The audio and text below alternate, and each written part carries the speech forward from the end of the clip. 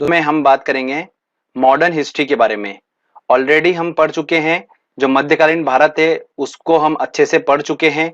उसमें हमने दिल्ली सल्तनत को पढ़ा, फिर हमने मुगल काल को पढ़ा और फिर यूरोपीय कंपनियों को पढ़ा। तो 3 लेक्चर जो है वो ऑलरेडी हम पढ़ चुके हैं। जिसने अभी तक वो मध्यकालीन भारत का वीडियो नहीं देखे हैं तो डिस्क्रिप्शन में लिंक दिया है, आप वहां से वो देख सकते हैं। अब दोस्तों हम बात करते हैं आधुनिक भारत की। तो आधुनिक भारत को भी हमने 2 से 3 लेक्चरों में डिवाइड करा है। तो मैं आपको बता देता हूं कि किस तरीके से हम आधुनिक भारत को पढ़ेंगे। दोस्तों आज का जो लेक्चर है जिसमें हम बात करेंगे वो करेंगे 1857 का विद्रोह और नरमपंथी उदारवादी चरण को हम डिस्कस करेंगे। ये जो आधुनिक भारत का जो समय है ये है 1857 से लेकर 1947 तक का। तो इसमें से 1857 से लेकर 1905 तक का जो समय है उसको आज हम डिस्कस करेंगे, ठीक है। तो देखिए दोस्तों, आधुनिक भारत को जो मैंने डिवाइड करा है वो हम सबसे पहले डिस्कस करेंगे 1857 का विद्रोह, जो हमारा पहला सेक्शन है। उसके बाद नरमपंथी उदारवादी चरण जो कि 1885 से लेकर 1905 तक का समय है ये, ठीक है। इसको हम समझेंगे। तो ये दोनों जो पार्ट है आधुनिक भारत के, ये दोनों आज के इस वीडियो में हम समझेंगे अच्छे से और क्वेश्चन आंसर सेट भी लगाएंगे। उसके बाद दोस्तों आएगा गर्मपंथी उग्रवादी चरण, जो कि 1905 से लेकर 1917 तक के बीच में जो गतिविधि हुई है उन सबको हम डिस्कस करेंगे इसमें।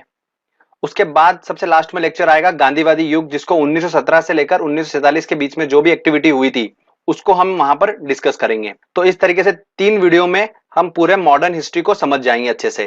पहला आज का लेक्चर है वो है 1857 का विद्रोह और नरमपंथी उदारवादी चरण को आज हम डिस्कस कर रहे हैं, ठीक है। 1857 से लेकर 1905 तक का जो भी एक्टिविटी हुई है हम उसको डिस्कस कर रहे हैं। देखिए 1857 के विद्रोह का हम पहला सबसे पहले टॉपिक लेते हैं और इसको समझते हैं कि ये क्या हुआ था इसमें। तो देखिए हमने बात करी थी मुगल काल में जहांगीर के शासनकाल की। तो जहांगीर के शासनकाल में अंग्रेज आना स्टार्ट हो गए थे भारत में। फिर धीरे धीरे अंग्रेज जो है भारत में अपना शासन स्थापित कर लिया था, ठीक है। और यूरोपीय कंपनी आगमन, मैंने आपको बताया था कि जैसे उन्होंने कैसे व्यापारिक कोठी लगाई थी और धीरे धीरे करके भारत देश पे पूरा कब्जा कर लिया था अंग्रेजों ने। तो अंग्रेजों का शासन भारत देश में बहुत बढ़ गया था। तो अंग्रेजों के शासन में दोस्तों 1856 की बात है, सरकार ने क्या करा, पुराने लोहे वाली बंदूक को बंद करके ब्राउन बेस जो नामक एक बंदूक थी उसको बंद करके इन्होंने क्या करा, एक नई बंदूक लेके आए एनफील्ड रॉयल करके। अब एनफील्ड रॉयल नाम की जो बंदूक थी इसमें क्या होता था, गाय की चर्बी से बने हुए कारतूसों का यूज होता था। तो हुआ क्या, 29 मार्च 1857 को मंगल पांडे नामक एक सैनिक ने बैरकपुर में, ध्यान रखिएगा स्पेशली नोट डाउन करिएगा, बैरकपुर में गाय की चर्बी से बने कारतूसों को मुंह से काटने से मना कर दिया। तो उसके फलस्वरूप क्या हुआ, उसकी गिरफ्तारी करके 8 अप्रैल 1857 को उसको फांसी पे चढ़ा दिया। भारत देश में ध्यान रखिएगा क्रांति की चिंगारी थी वो यहां से लगी थी 1857 से। इसके बाद दोस्तों क्या हुआ, इस महान विद्रोह की जो शुरुआत हुई थी वो कहां से हुई थी, 10 मई 1857 जब ये फांसी चढ़ा दिया गया था। उसके बाद में क्या हुआ कि 10 मई 1857 को मेरठ से इस महाविद्रोह की जो थी शुरुआत हो गई थी। कहां से हुई थी, मेरठ से हुई थी। तो ये डायरेक्टली क्वेश्चन पूछते हैं एग्जाम में। इस विद्रोह के समय पर भारत का जो गवर्नर जनरल था वो कौन था, लॉर्ड कैनिंग था। वेरी आईएमपी पॉइंट है दोस्तों, नोट डाउन कर लीजिएगा। अब हम बात करते हैं कि जो भारत में ये विद्रोह हुआ इसकी शुरुआत कहां से हुई थी, मेरठ से हुई थी। तो दोस्तों अलग अलग जगह पर भारत देश में विद्रोह हो रहा था और इन विद्रोह का नेतृत्व कौन कर रहा था उसका नाम एग्जाम में पूछते हैं। तो जैसे दिल्ली में कौन नेतृत्व कर रहा था, बरेली में कौन कर रहा था इस विद्रोह का, तो मैं आपको उनका नाम याद करने की ट्रिक बताऊंगा। देखिए दिल्ली में विद्रोह हुआ था, किसके नेतृत्व में हुआ था, बहादुर शाह जफर के नेतृत्व में हुआ था। तो इसको याद कैसे रखेंगे, दिल्ली से दिल निकल के आ रहा है, ठीक है, और जिसका दिल जो होगा वो बहादुर होगा वही लड़ सकता है, तो उससे आप याद रख सकते हैं, ठीक है। उसके बाद कानपुर में भी विद्रोह हुआ। तो कानपुर में किसके नेतृत्व में हुआ था, तात्या टोपे के नेतृत्व में हुआ था। और ध्यान रखिएगा तात्या टोपे का जो वास्तविक नाम था वो क्या था, रामचंद्र पांडुरंग था। ये डायरेक्टली क्वेश्चन पूछते हैं एग्जाम में। तो अब ध्यान रखिए कानपुर तात्या टोपे कैसे याद रखेंगे हम, ठंड में हम क्या करते हैं, सर पे टोपा पहनते हैं। तो टोपा पहनते हैं तो वो कान तक पूरा हमारे कवर कर लेता है। क्यों पहनते हैं, इसलिए पहनते हैं कि कान कवर कर ले, हवा ना जाए अंदर। तो उससे आप ध्यान रख सकते हो, कान और टोपे मतलब टोपा जो होता है ना उससे रिलेटेड आप कर सकते हो वर्ड को, ठीक है। अगला आता है लखनऊ। लखनऊ में जो विद्रोह हुआ था किसके नेतृत्व में हुआ था, बेगम हजरत महल के नेतृत्व में हुआ था विद्रोह। तो दोस्तों हम इसको कैसे याद रखेंगे, देखिए लखनऊ है तो लखनऊ का लक मिला, मतलब लक, जिसका लक अच्छा होगा उसको बेगम अच्छी मिलेगी, तो उससे ध्यान रख सकते हैं। झांसी आप सभी को पता ही है, झांसी जो नाम है वो फेमस है रानी लक्ष्मीबाई के नाम से। तो जो नेतृत्व कर रही थी वो कौन कर रही थी झांसी में, रानी लक्ष्मीबाई कर रही थी। जगदीशपुर जो कि बिहार में पड़ता है, ठीक है, ये बिहार में जो विद्रोह हुआ था उसका नेतृत्व कौन कर रहा था, कुंवर सिंह कर रहे थे। तो ये वेरी इंपॉर्टेंट है, बिहार पीएससी में काफी क्वेश्चंस पूछते हैं इससे, तो आप ध्यान रखिएगा। बरेली, बरेली में कौन कर रहा था नेतृत्व? तो दोस्तों खान बहादुर खां। तो ऐसे ध्यान रखिए कि बरेली मतलब रेल की बात हो रही है, और रेल जो होता है वो खान से निकला हुआ कोयले को इधर उधर लेके जाती है, रेल आप सबने देखा होगा, तो उससे ध्यान रख सकते हैं, खान से निकला हुआ कोयला, तो हम उससे ध्यान रख सकते हैं। तो खान बहादुर खां जो थे वो नेतृत्व कर रहे थे बरेली में, तो इस तरीके से हम इनका नाम याद कर सकते हैं। रानी लक्ष्मीबाई की मृत्यु जो हुई थी वो कब हुई थी? 1858 में हुई थी। घोड़े पर युद्ध करते हुए इनकी मृत्यु हो गई थी रानी लक्ष्मीबाई की। रानी लक्ष्मीबाई का जन्म जो हुआ था वो कहां पर हुआ था? वाराणसी में हुआ था, और इनकी जो समाधि स्थल है वो ग्वालियर में है। ठीक है, ये आईएमपी पॉइंट्स थे कुछ जो मैंने आपको बताए हैं। इस टॉपिक से, इस सेक्शन से, जो 1857 का विद्रोह था, इस सेक्शन से इतना ही क्वेश्चंस बन सकते हैं। पर ये 1857 का जो विद्रोह था, ये एक्चुअली में जो था, ये क्या हुआ? सक्सेसफुल नहीं हो पाया था। क्यों? क्योंकि एक संगठन नहीं था। तो फिर हम समझते हैं आगे कि अब क्या हुआ था, उसके बाद गतिविधि क्या हुई थी। 1857 से हमको पता चला क्या कि विद्रोह चालू हो चुके थे, ठीक है, और काफी जगह पर विद्रोह हुए, पर अंग्रेजों ने धीरे धीरे करके सबको दबा दिया। क्यों? क्योंकि संगठन नहीं था। अब हम बात करते हैं नरमपंथी उदारवादी चरण, जो कि 1885 से आता है 1905 तक। देखिए ध्यान से सुनिएगा आप, स्टोरी वाइज पूरा बताऊंगा आपको मैं। 1885 में क्या हुआ था? अंग्रेजों ने भारत देश पे पूर्व वापस से अपना साम्राज्य स्थापित कर लिया था विद्रोह के बाद। तो भारत की जनता को सबसे ज्यादा परेशानी होने लगी थी। तो भारत की जनता ने क्या करा? मन में एक ऐसी राजनीतिक पार्टी बनाने की उनके बात आई जो कि अपनी मांगों को अंग्रेजों तक पहुंचा दे। तो उन्होंने फिर क्या करा? कांग्रेस की स्थापना करी।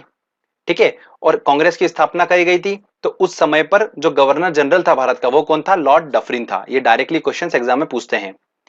ध्यान सुनिएगा, जो कांग्रेस की स्थापना हुई थी, उस कांग्रेस की स्थापना में जो अधिवेशन हुआ था, उस अधिवेशन में 72 प्रतिनिधियों ने पहले भाग लिया था। और इसकी कांग्रेस की स्थापना जो की गई थी, वो उसके संस्थापक कौन थे? ए ओ ह्यूम थे। ध्यान रखिएगा, वेरी इंपॉर्टेंट क्वेश्चन है। और इन्हीं को क्या बोलते हैं? हर्मिट ऑफ शिमला बोलते हैं।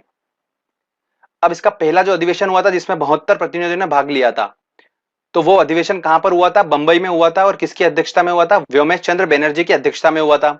ओके दोस्तों, अगला बात करते हैं हम 1886 की। तो ये 1885 में ये एक्टिविटी हुई थी कि कांग्रेस की स्थापना हुई। भारत के लोगों ने सोचा कि यार कोई राजनीतिक पार्टी बनाना पड़ेगी जो हमारी मांगों तक, अंग्रेजों तक पहुंचा दे। तो उन्होंने फिर कांग्रेस की स्थापना करी, और किस तरीके से हमको आईएमपी पॉइंट्स देखने हैं वो मैंने आपको बता चुका हूं।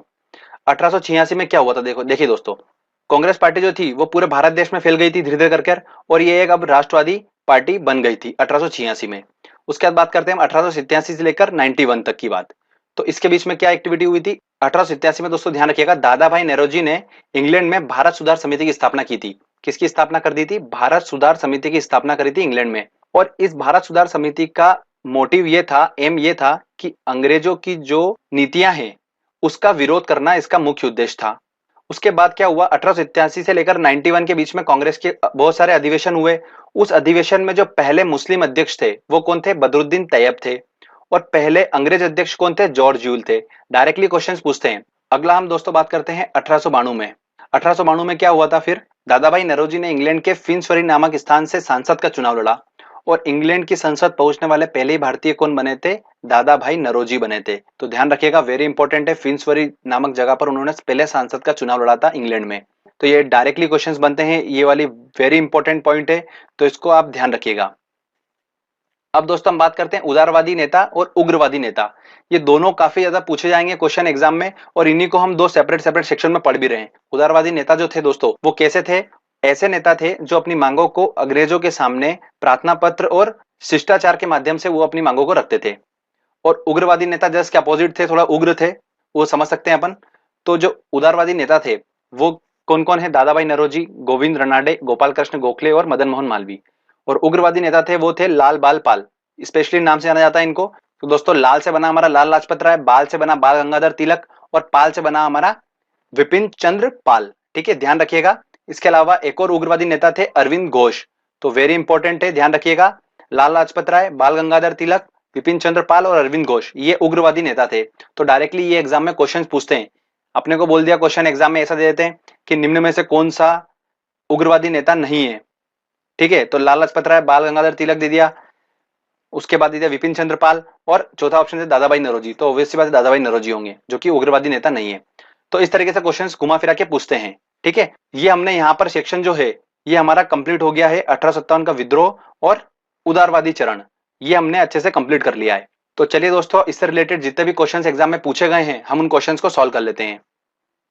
पहला हमारा क्वेश्चन है, बेगम हजरत महल ने 1857 के विद्रोह का नेतृत्व निम्न में से किस शहर से किया था। देखिए वर्ड हमने पकड़ा बेगम, और बेगम किसकी अच्छी होगी, जिसका लक अच्छा होगा, तो इसका आंसर लगेगा ए आंसर लखनऊ। ठीक है, 1857 के विद्रोह के समय भारत का गवर्नर जनरल कौन था। देखिए विद्रोह के समय कौन था, लॉर्ड कैनिंग, तो इसका आंसर लगेगा सी आंसर। अगला क्वेश्चन है, 1857 के विद्रोह में कानपुर से सैनिकों का नेतृत्व किसने किया। देखिए कानपुर से बात आ रही है, तो कानपुर से दोस्तों मैंने आपको बताया था हम सर्दी में टोपा पहन लेते हैं कान को ढकने के लिए, तो उससे हमारा रिलेटेड बनेगा, तो तात्या टोपे इसका आंसर होगा, बी आंसर होगा। ठीक है, चलिए आगे और देखते हैं क्वेश्चन। अगला हमारा क्वेश्चन है, 1857 का विद्रोह बिहार से किसके नेतृत्व में हुआ था। देखिए किसके नेतृत्व में हुआ था, बिहार से कुंवर सिंह के नेतृत्व में हुआ था, तो इसका आंसर लगेगा ए आंसर। 1857 का विद्रोह में शामिल तात्या टोपे का वास्तविक नाम क्या था, तो उनका वास्तविक नाम था रामचंद्र पांडुरंग, तो इसका आंसर होगा डी आंसर। मंगल पांडे कहाँ के विप्लव से जुड़े हैं, तो देखिए कहाँ के विप्लव से जुड़े थे, वो बैरकपुर के विप्लव से जुड़े थे, तो इसका आंसर लगेगा ए आंसर। चलिए आगे और क्वेश्चन देखते हैं हम। अगला क्वेश्चन है दोस्तों, भारतीय राष्ट्रीय कांग्रेस की पहली बैठक कहां पे हुई थी। देखिए पहली बैठक हुई थी बंबई में, तो इसका आंसर आ गया सी आंसर। किस गवर्नर जनरल के समय भारत में कांग्रेस की स्थापना हुई थी। देखिए गवर्नर जनरल कौन थे उस टाइम, लॉर्ड डफरिन थे, तो इसका आंसर लगेगा D answer. Indian national Congress के संस्थापक कौन थे, ए ओ ह्यूम, तो इसका आंसर लगेगा सी आंसर लगेगा। चलिए आगे और देखते हैं क्वेश्चन। अगला क्वेश्चन है, वह कौन सा प्रथम भारतीय था जो ब्रिटिश संसद के लिए निर्वाचित हुआ था। देखिए ब्रिटिश संसद के लिए कौन निर्वाचित हुआ था, दादा भाई नरोजी, इसका आंसर लगेगा सी। निम्न में से कौन नरम दली नेता नहीं है। देखिए नरम दली नेता नहीं है, ठीक है, मतलब गरम दल के नेता कौन है, तो मैं बताता लाल बाल पाल, तो बाल गंगाधर तिलक, इसका आंसर होगा ए आंसर। भारतीय राष्ट्रीय कांग्रेस का पहला मुस्लिम अध्यक्ष कौन था। देखिए कौन था, बदरुद्दीन तैयब थे, तो इसका आंसर लगेगा सी आंसर। अगला क्वेश्चन है, भारतीय राष्ट्रीय कांग्रेस के पहले अधिवेशन में कितने प्रतिनिधियों ने भाग लिया था, तो 72 प्रतिनिधियों ने भाग लिया था, तो इसका आंसर लगेगा ए। लॉर्ड कर्जन के प्रशासन की तुलना औरंगजेब से किसने की थी, तो किसने की थी, गोपाल कृष्ण गोखले ने करी थी, तो इसका आंसर लगेगा ए आंसर। तो फ्रेंड्स देखिए अपन ने छोटा सा टॉपिक था अच्छे से कवर करा, और सारे इंपॉर्टेंट क्वेश्चन आंसर भी लगा लिए हमने, और सारे हमने आसानी से सॉल्व कर लिए। तो ये हमारा फर्स्ट पार्ट कंप्लीट हो गया। नेक्स्ट वीडियो में हम उग्रवादी चरण के बारे में डिस्कस करेंगे, ठीक है, और उसके बाद गांधी युग का समय आएगा, तो उसको भी हम अच्छे से लेक्चर में समझेंगे। इस तरीके से हमारा मॉडर्न हिस्ट्री जो है वो कंप्लीट हो जाएगा।